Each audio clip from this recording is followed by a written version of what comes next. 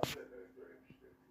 Hamas'ın anlaşma yapmaması durumunda üzerlerine cehennem yağdıracağız, cehennemi yaşayacaklar demişti ABD başkanı. Sonra şunu da hatırlatmak lazım.